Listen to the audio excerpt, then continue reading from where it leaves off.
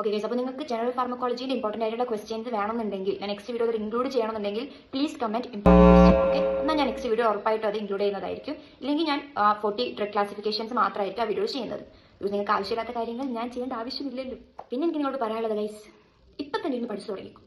ഞാൻ അപ്പോൾ വിചാരിച്ചത് 7 ദിവസത്തിൽ പറ്റിയിട്ട് 10 ദിവസം ഉണ്ടായിരുന്നു എനിക്ക് മര്യാദയ്ക്ക് പഠിക്കായിരുന്നു. ബിക്കോസ് 7 ദിവസത്തിലാണ് ഞാൻ 40 ക്ലാസിഫിക്കേഷൻസ് മൊത്തത്തിൽ ഇരുന്ന് ബൈഹാർട്ട് ചെയ്തതും അതിന്റെ mechanism of action, adverse effects, pharmacological action, reviews ഇത് മൊത്തം ബൈഹാർട്ട് ചെയ്തതും ഡെന്റൽ ഫാർമക്കോളജി ബൈഹാർട്ട് ചെയ്തതും ജനറൽ ഫാർമക്കോളജി ഇതൊക്കെ 7 ദിവസത്തിലായിരുന്നു. എനിക്ക് സമയം തികഞ്ഞിട്ടുണ്ടായിട്ട് അപ്പോൾ ഞാൻ വിചാരിച്ചായിരുന്നു ഇനിയൊരു കുറച്ച് ദിവസം കൂടി കിട്ടുന്നുണ്ടായിരുന്നെങ്കിൽ.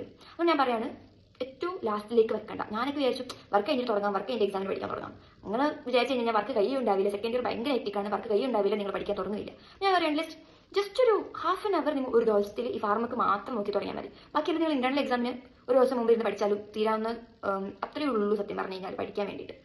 പക്ഷെ ഫാർമക്കാകുമ്പോൾ നിങ്ങൾ ബൈഹാർട്ട് ചെയ്യണം നല്ലോണത്തിൽ. അതിന് കുറേ ട്രിക്സും കാര്യങ്ങളൊക്കെ ഉണ്ട്. ഓരോ ക്ലാസിഫിക്കേഷൻസ് പഠിക്കാൻ കുറച്ച് പൊട്ടത്തരം ട്രിക്സും കാര്യങ്ങളൊക്കെ വെച്ചിട്ടാണ് ഈസിയായി പഠിക്കുന്നത്.